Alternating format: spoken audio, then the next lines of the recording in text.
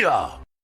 What's going on, ladies and gentlemen? Welcome back to The Fringe. Time for some good news. In fact, some great news. We've talked about good and bad when it comes to Danielle Smith on this channel. I've had the Premier grace us with her presence last Monday here on the channel, as well as earlier on last year, and it's always great to catch up and talk with Danielle Smith, even when certain things come up that we have to discuss, we have to talk about, which again, she agrees with, is important to bring out there to people's attention.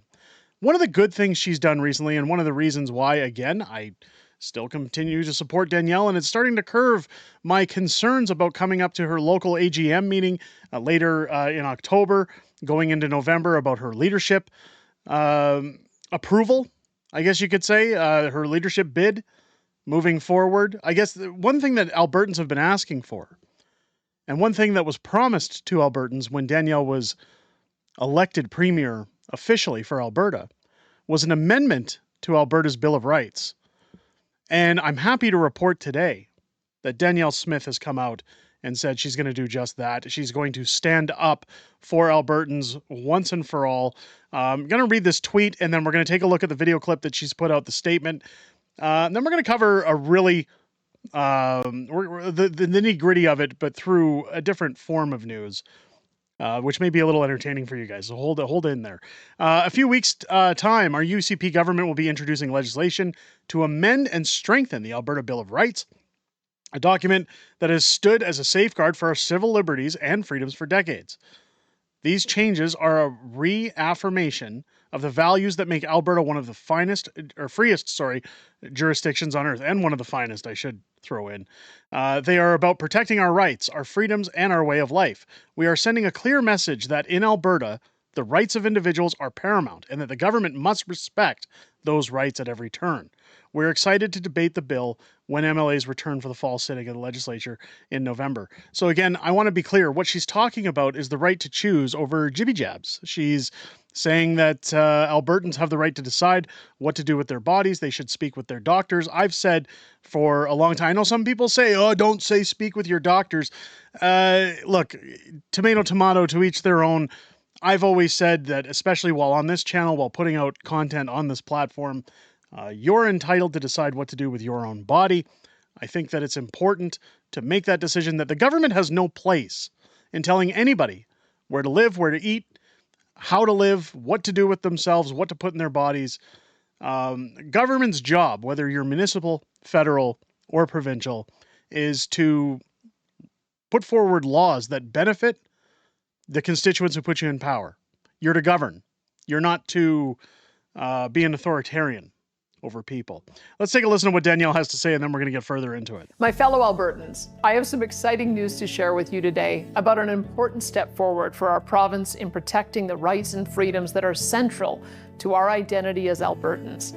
In a few weeks' time, our UCP government will be introducing legislation to amend and strengthen the Alberta Bill of Rights, a document that has stood as a safeguard for our civil liberties and freedoms for decades. Since its inception, the Alberta Bill of Rights has been a reflection of our shared values, recognizing the fundamental rights and freedoms that are essential to a free and democratic society. It enshrines the principles that every Albertan holds dear: freedom of speech, freedom of religion, and the right to equality before the law, among other fundamental rights. It serves much like a constitutional document in that it ensures all provincial laws and policies must align with those listed rights and freedoms. Now, the Bill of Rights has served its purpose well over the years, but as our society evolves, so too must our laws to ensure our rights and freedoms remain properly protected in an ever-changing world. One of the amendments we are making to the Bill of Rights is to reinforce the right of every Albertan to make their own choices regarding the medical treatments they receive. This includes ensuring that every individual in our province who has the mental capacity to do so will have the right to decide whether or not to receive a vaccination or other medical procedure. In recent years, we've seen the challenges and hardship that can arise when that right to bodily autonomy is not adequately protected. It is my firm conviction that no Albertan should ever be subjected or pressured into accepting a medical treatment without their full consent. For me, this addition to the Bill of Rights is about recognizing that in Alberta, we believe that individuals have the right to make informed decisions about their own bodies without fear of undue pressure or interference by government. The amended Bill of Rights will also strengthen property rights, another cornerstone of living in a free and democratic society. The amendments will ensure that no Albertan can be deprived of their property without due process of law and just compensation. This is a reaffirmation of your right to own and enjoy the property that you've worked so hard for. There will also be an amendment to make clear that in Alberta, we respect the right of individuals to legally acquire, keep, and safely use firearms. For many Albertans, firearms are critical to their livelihood and way of life.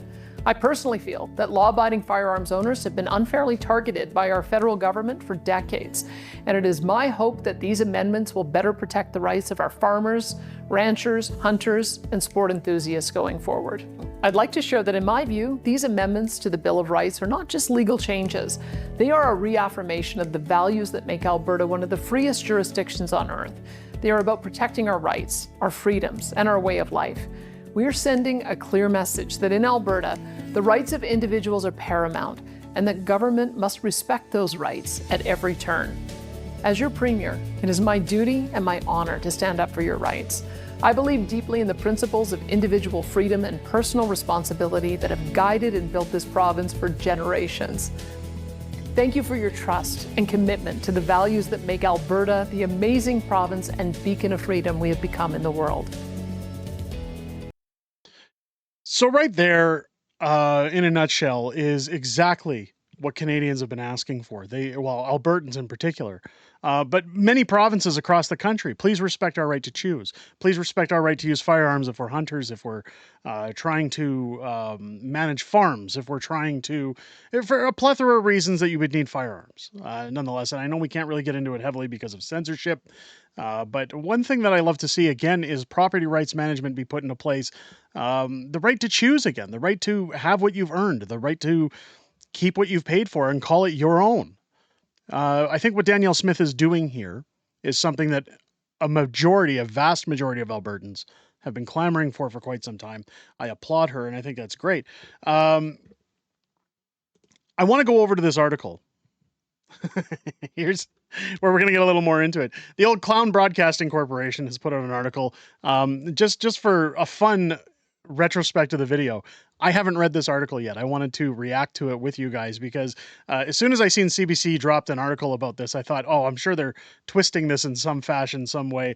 Let's go through it together so that we can get, again, a little bit more clarity as to what is going on. Because after all, we have to have Canadian-made content here on the show. Premier Danielle Smith says that she plans to reinforce the right to decide whether to receive jibby jabs or other treatments in changes to the Alberta Bill of Rights. In an online video posted Tuesday, Smith said her government is soon to introduce legislation amending the document to ensure the right to make informed decisions without fear of undue government pressure or interference. The legislature reconvenes in late October. It's my firm conviction that no Alberta should ever be subjected to or pressured into accepting treatment without their full consent, she said. Alberta Bill of Rights only applies to matters under provincial authority. Smith speaking to right-wing online media outlet. I love how they highlight that. Western Standard. Can you tell they're salty? Oh, they went and talked to the Western Standard. They're alt-right. When she spoke with the Western Standard, said Tuesday that she hopes if Albertan shows it is just going to go along with whatever edicts the federal government brings down. Ottawa would be a lot more judicious in coming through with any type of policy like mandates again. U of C law professor Lorraine Hardcastle says it's hard to know the impacts without seeing the amended legislation. Again, the U of C is extremely woke. I would say it's worrisome, she said, in that we're less prepared if we're to potentially get into another pandemic. Here's the problem with another pandemic. If you're protected, you don't have to worry about other people. Take care of yourself. If you're worried about going outside, stay in your house. If you're worried about contracting something, do what you need to do to protect you. Don't worry about everybody else. Hardcastle said that Alberta government already stripped itself of the authority to impose mandates during a public health emergency when it made changes to the Health Act during the pandemic. It's unclear if employers could be prohibited from requiring employees to receive certain treatments, she added, where, again, it's none of their business. What tools will be potentially taken out of the hands of employers that work with vulnerable people or the like in terms of not being able to effectively respond to an emergency or even just the status quo. Again, I'm sorry, I have to keep certain words out. Again, we're already pushing the boundaries with this video, which reminds me, if you're enjoying the video, make sure to put a thumbs up and a comment down below, because YouTube is going to suppress the hell out of this video. So please make sure to put a thumbs up and a comment. It helps push the content out there for other people to see and get this information. Smith told the Western Standard that Ottawa would still impose requirements for federal workers, but her government has the authority over provincially regulated workplaces, which again confirms what their fears are at the U of C, that again, employers will not be able to, just like they're not able to judge you based on your sexual orientation, your age, your creed, your religious beliefs. This is another one of your fundamental rights. Hardcastle added the proposal would likely clash with the UCP government's plan to introduce legislation giving police and family the authority to force users into treatment.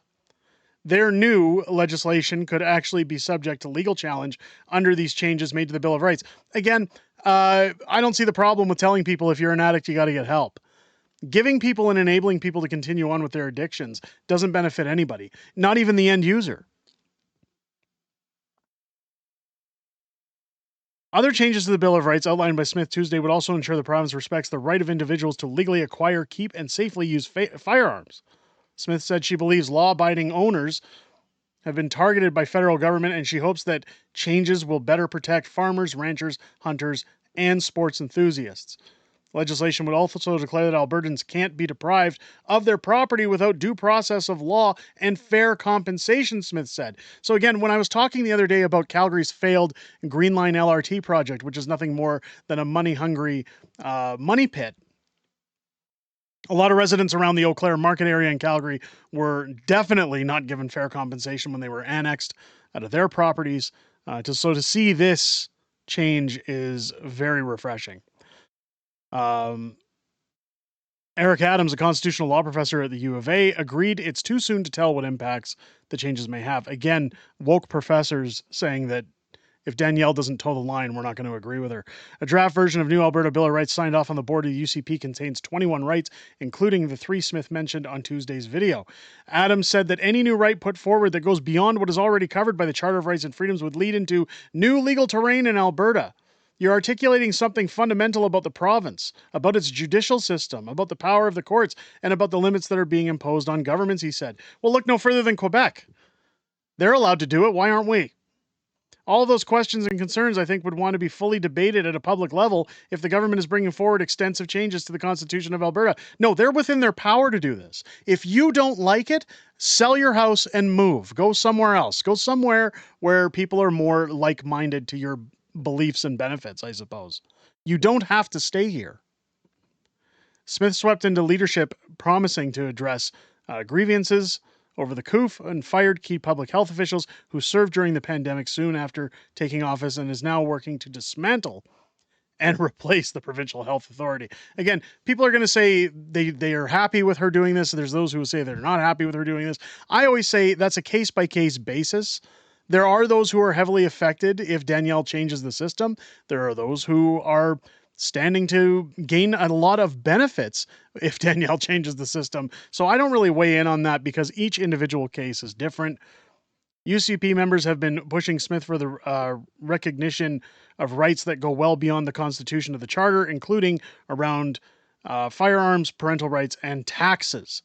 Again, as Danielle said in our interview last week, she couldn't give me the scoop on taxes, but she says that something was being worked on for January. So again, as soon as that comes up, I will be reporting on that. Smith's announcement comes as she faces a party leadership review in early November.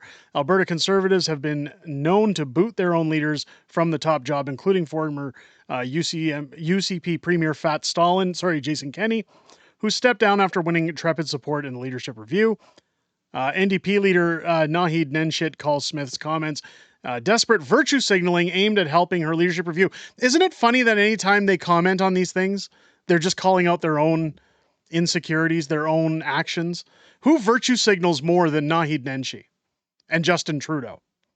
I mean, anyone on the left virtue signals. They need to virtue signal just to get dressed in the morning. This is a hypocritical statement coming from Naheed Nenshi. Albertans care about the cost of groceries in a province where inflation is consistently over the national average. They care about decent jobs in a province with the highest unemployment outside of Atlantic Canada. They care about crumbling healthcare and education systems, he said. Well, we're not going to get any of those things when you're in power. If you're in power, which you're not going to be. I am very confident Nenshi doesn't stand a chance. He's a snake. We all know that. But nonetheless, ladies and gentlemen, what do you guys think? Do you think this is a good thing? Do you think other provinces should follow suit, that other provinces should protect their constituents, their residents?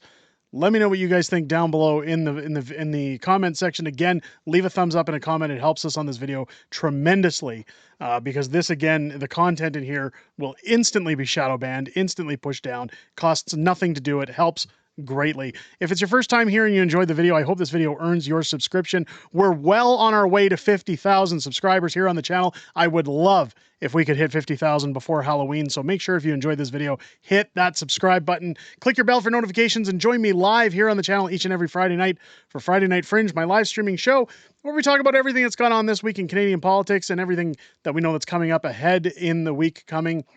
We also have some back and forth with the community and some funny stories getting shared around and some funny moments, as we're also joined by my beautiful wife, Mrs. Fringe, as we all sit down and have a fun little get-together here every Friday night starting at 6 p.m. Pacific, 8 p.m. Central here on the channel. I look forward to seeing each and every one of you there this Friday night, and I hope you enjoyed this video and have a great rest of your day. I'll catch you on the next one.